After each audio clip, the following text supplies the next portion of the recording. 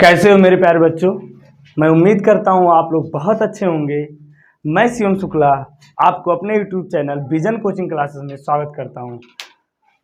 आशा करता हूँ कि आप लोग अभी जस्ट हाई स्कूल का क्लास पढ़ के आए हैं, तो आप लोगों के लिए बेहतरीन सा मैथ का टॉपिक क्लास 11th अच्छे से पूरा कराऊंगा। और मैं ये भी वादा करता हूँ कि आपके सारे न्यूमेरिकल, सारे कॉन्सेप्ट, एनसीईआरटी प्लस जो भी कॉम्पिटिटिव एग्जाम होते हैं उन सारे क्वेश्चन को लगाया जाएगा। तो आज हम पढ़ने वाले हैं जो हमारा इंपॉर्टेंट टॉपिक है, इंट्रोडक्शन है, क्योंकि physics is incomplete without mathematics ऐसा कहा जाता है, यानी मैथ के बिना फिजिक्स अधूरा है। तो आज हम लोग मैथ के कुछ टॉपिक्स यहाँ पर डिस्कशन करेंगे जो क्लास फर्स्ट ईयर में आने वाले हैं। ठीक है, तो यहाँ ध्यान दो आप। सबसे पहला टॉपिक हमारा मैथ के है कि कुछ इक्वेशंस होते हैं जो सॉल्व करने के लिए। तो इम्पोर्टेंट टॉपिक हम पढ़ेंगे बीजगणित का, अलजेब्रा का।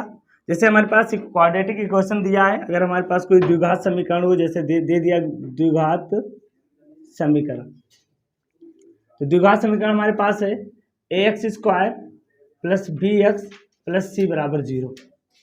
तो इसकी वैल्यू फाइंड करने के लिए हम लोग यहाँ से दो मेथड लगाते हैं। एक तो हमने कहा था कि आप पढ़े हो हाई स्कूल में कि बीच के पद को हम लोग क्या करते थे बेटा, वो क्या होते हैं, इन दोनों को नंबर को मल्टीप्लाई करते हैं। मल्टीप्लाई करने के बाद अगर a को c से मल्टीप्लाई किया जाएगा तो ac आएगा। अब हम इस b को उन दो नंबर में तोड़ते हैं कि अगर उनको मल्टीप्लाई किया जाए तो ac आए, और अगर ऐड या सब्सट्रैक्ट किया जाए तो बीच वाला पद आए। वो वाला मेथड यूज करते हैं। और दूसरा है श्रीधराचार्य विधि। तो श्रीधराचार्य विधि क्या कहता है, श्रीधराचार्य विधि। श्रीधराचार्य विधि में हम लोग पढ़ेंगे कि x बराबर वैल्यू आता है x बराबर -b ±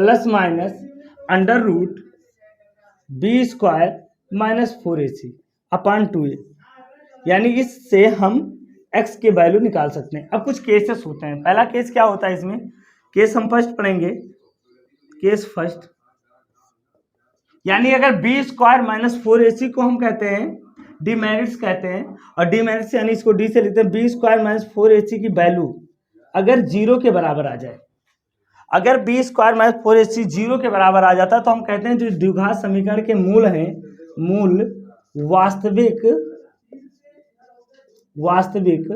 व एक समान होंगे, एक समान होंगे। यानी पहला केस है अगर हमारे मूल बराबर आ जाते हैं, b² - 4ac बराबर 0 के हो जाता है तो हम कहेंगे मूल वास्तविक व एक समान होंगे। दूसरा केस है, केस सेकंड है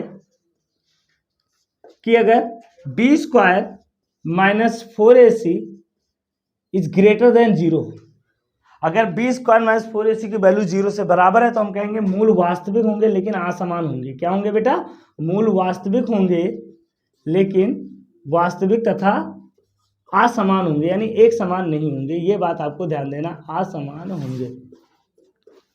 ठीक है, ये बात होती है। उसके बाद देखो तीसरी केस है, केस थर्ड है कि यदि b² - 4ac < 0 हो जाए तो हम कह देंगे मूल काल्पनिक होंगे। क्या होंगे बेटा, मूल काल्पनिक होंगे, काल्पनिक होंगे। ठीक है, मूल काल्पनिक होंगे। तो ठीक है, ये टॉपिक ना नोट करो आप। पहला पॉइंट, द्विघात समीकरण दे दिया गया है, जैसे ax² + bx + c = 0। ये क्या है, द्विघात समीकरण का सामान्य इक्वेशन है। अब यहाँ जान दो, अगर मुझे इसके मूल दिए हों अल्फा, मूल क्या होते हैं, मूल वह होते हैं जिनका मान रखने पर कोई इक्वेशन 0 हो जाए, यानी वो उसको संतुष्ट करते हैं, उसे हम द्विघात समीकरण के मूल कहते हैं। ठीक है, तो द्विघात समीकरण के मूल, यहां पर देखो मूलों का योगफल, अगर मूल दिया हो अल्फा और बीटा तो मूलों का योगफल क्या हो जाएगा, अल्फा + बीटा = -b/a, यानी -x का गुणांक बटा x का गुणांक क्या है, जो x के सामने वाले पद को x का गुणांक कहते हैं, और x² के सामने वाले पद को क्या कहते हैं, x² का गुणांक, जो गुणा होता है।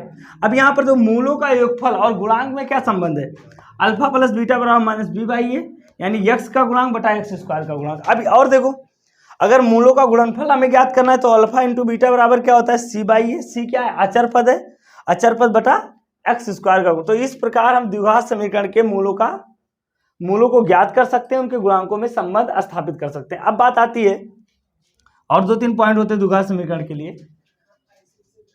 मतलब अगर कोई द्विघात समीकरण है तो उसको अगर सॉल्व करेंगे तो द्विघात समीकरण में चर पद के दो मान होते हैं। यानी द्विघात समीकरण में जो चर पद होता है उसका दो वैल्यू होता है। अगर इसको हम सॉल्व करेंगे तो x का एक मान नहीं आएगा, x के दो मान आएंगे। हो सकता है दोनों बराबर हों, लेकिन दो मान आएंगे। और द्विघात समीकरण कहने का मतलब हुआ कि जो चर पद है, दो ये बहुपद है, अगर इसको इतने की बात करें तो ये बहुपद हो गया, लेकिन अगर हम यहाँ पर जीरो कर दें तो ये समीकरण हो जाता है। अब द्विघात समीकरण है तो द्विघात समीकरण में x का अधिकतम घात कितना होगा? 2 होगा। वही कहीं पर भी देख लेना कि अगर x का अधिकतम घात 2 है। अच्छा, आप कभी कोई कंफ्यूज हो जाए बच्चे, सर ये द्विघात समीकरण है तो क्या ये द्विघात समीकरण नहीं है? द्विघात समीकरण ये भी है, क्योंकि x का अधिकतम घात 2 होना चाहिए बस। और एक चीज है कि अगर दूसरा जो हमारे पास x है उसकी वैल्यू, दूसरा जो हमारे पास x है उसकी वैल्यू निगेटिव, ये वाला जो न तो माइनस होना चाहिए और ना तो भिन्न होना चाहिए, याद रखना। अगर ये वैल्यू भिन्न या माइनस हो जाएगा तो द्विघात समीकरण नहीं कहलाएगा। ठीक है, इतना नोट करो बेटा, इतना नोट कर लो आप लोग। हम पढ़ेंगे घात, जैसे कुछ पावर्स होते हैं उनको कैसे सब्सट्रैक्ट किया जाता है। तो पहला फार्मूला इसका है, जैसे हमें दे दिया है a पावर m बटा b पावर n। तो यहां पर ध्यान दो, अगर दोनों के पावर बराबर है तो इसको ऐसा भी लिखा जा सकता है a बटा b पावर m। दूसरी बात क्या है, अगर आपको दे दिया a पावर m बटा ये पावर n दे दिया, ये पावर m बटा ये पावर n दिया, तो इसको लिख सकते हैं ये पावर m माइनस n।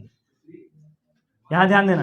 तीसरी बात है कि अगर आपको दे दिया है यहाँ पर a पावर, a कोई नंबर होगा, ये जनरल शब्द कुछ भी 3 4 5 6 कुछ भी हो सकता है, x y z कुछ भी हो सकता है। ठीक है, अगर a का पावर दे दिया है m और इसका होल पावर n दे दिया है, तो हम इसको लिख सकते हैं ये पावर m गुणे n, यानी ये इससे मल्टीप्लाई हो जाएगा। ध्यान देना।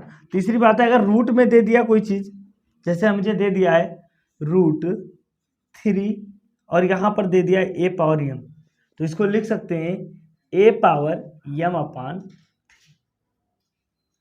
समझ गए ना, ये पावर्स के कुछ खेल हैं। और क्या हो सकता है पावर के लिए, अगर हम बात करें तो ये सारे पावर में ऐसे यूज होंगे, मतलब पावर के लिए ये सारे। और दूसरी बात है, अगर मुझे ये दे दिया, यानी वो ये पावर माइनस ए पावर n, तो इसको लिख सकते हैं हम a पावर n। यानी ऊपर जाने पर, ऊपर या नीचे आने पर जो पावर होते हैं उनके साइन बदल जाते हैं, कहने का मतलब ये हुआ। ठीक है, तो इस तरीके से आप घात के फार्मूले को लगा सकते हैं। दूसरा है लघु गुणक, लाग में होता है। तो यहाँ पर देखो लाग e बेस 1, लाग e बेस 1 बराबर होता है,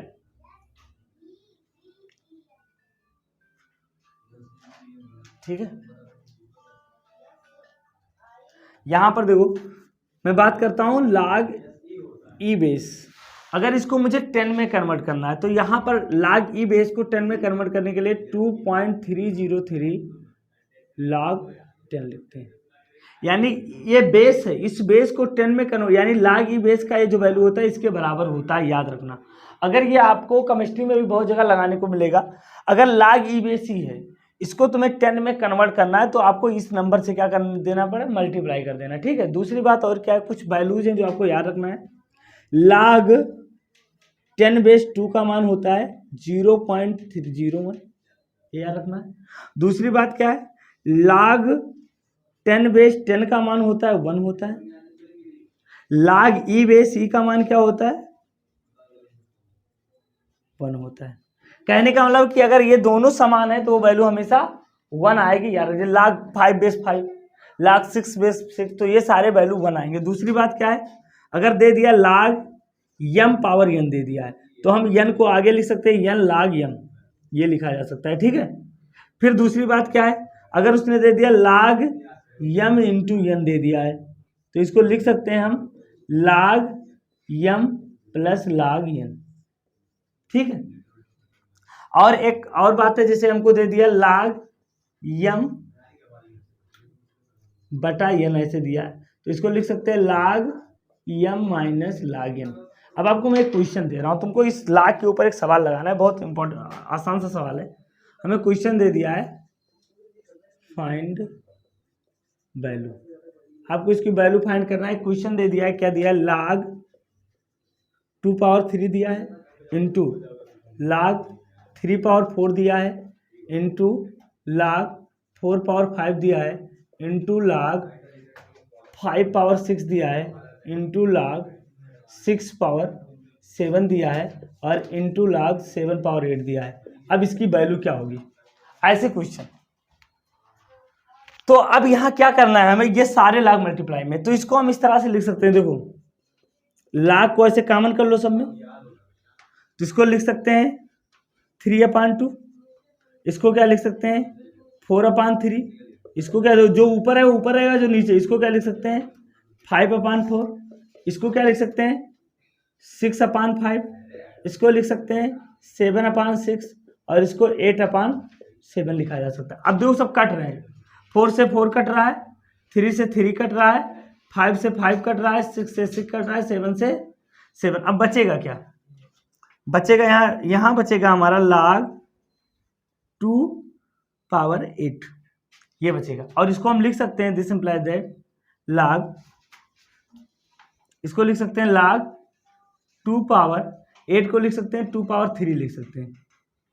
ठीक है, अब 3 बाहर आ जाएगा तो 3 log 2 पावर 2, और log 2 पावर 2 का मान क्या होगा 1 होगा, क्योंकि log a बेस c का मान क्या होता है 1 होता है, log e बेस c का मान 1 होता है, तो यहाँ केवल 3 आ जाएगा। क्या आ जाएगा 3 आ जाएगा। तो आपको ऐसे भी क्वेश्चन मिल सकते हैं मैथ में लगाने, फिजिक्स में लगाने के लिए। ठीक है, तो इतना नोट करो आप लोग। यहाँ देखो बेटा कुछ निर्देशांक, जैसे हम ग्राफ व्राफ पढ़ेंगे इसमें, जब हम वेग समय ग्राफ करेंगे, दूरी समय ग्राफ पढ़ेंगे, तो उसमें हमें ग्राफ की जरूरत पड़ेगी। तो यहाँ पर देखो हमारे पास है मूल बिंदु का जो निर्देशांक होता है, ये आप पढ़े हो हाई स्कूल में, 0,0 होता है। अगर मैं बात करूँ कि ये हमारा एक्स एक्सिस है, ये वाई एक्सिस है, ये -x, और ये 2D मोशन की बात कर रहा हूँ, ये 2D है यानी प्लेन है।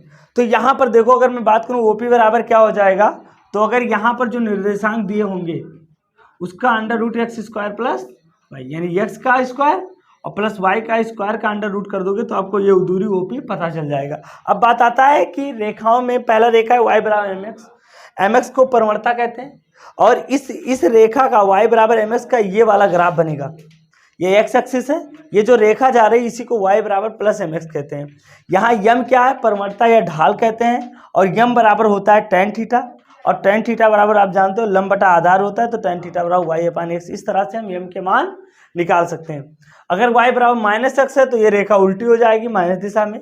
तीसरी बात क्या है, y बराबर mx प्लस c है, c हमारा एक अचर पद है, तो ये जो वैल्यू यानी अब जो रेखा है वो मूल बिंदु से शुरू, अगर y बराबर mx है तो हम कहेंगे रेखा मूल बिंदु से शुरू हो रही है। कहां से शुरू हो रही है, मूल, देखो यहां पर भी मूल बिंदु है और यहां पर भी यह मूल बिंदु से जा रही है।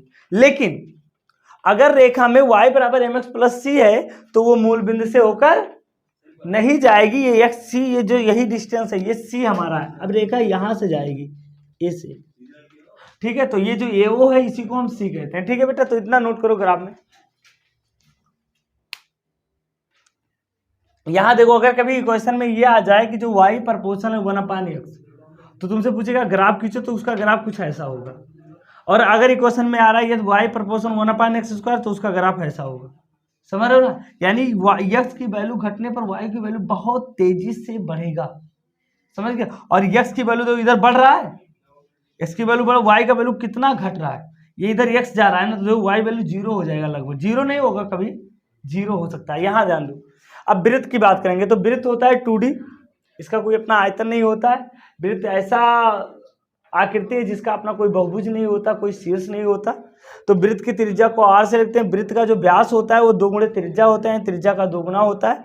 वृत्त की परिधि क्या होती है, परिधि होती है कुल लंबाई। टोटल लंबाई क्या है, टोटल दूरी क्या है, यह वृत्त की दूरी ही है। अगर मैं परिधि बराबर लिख सकता हूँ वृत्त की दूरी, अब तुमको दूरी की बात करेंगे तो परिधि नहीं है, वृत्त की दूरी कितनी होती है और वही इसकी परिधि कहलाती है। ठीक है, अब यहाँ पर देखो क्षेत्रफल क्या होता है πr²। अब बात करेंगे हम त्रिभुज की, तो त्रिभुज में 3 भुजाएं होती हैं और तीनों कोणों का 180 अंश होता है। त्रिभुज का अपना क्षेत्रफल होता है यस। यहाँ पर तो यस क्या है, तो यस के बारे में जान लो, जहां यस बराबर होता है a + b + c/2, ये यस यानी आधा परिमाप होता है, त्रिभुज का आधा परिमाप होता है, तीनों कोणों का योग होता है, क्षेत्रफल 1/2 आधार गुणे ऊंचाई। फिर गोले की बात करेंगे, गोला 3D होता है, इसका क्षेत्रफल 4πr² होता है, इसका आयतन होता है 4/3 पाई r क्यूब। इसको नोट कर लो, फिर हम लोग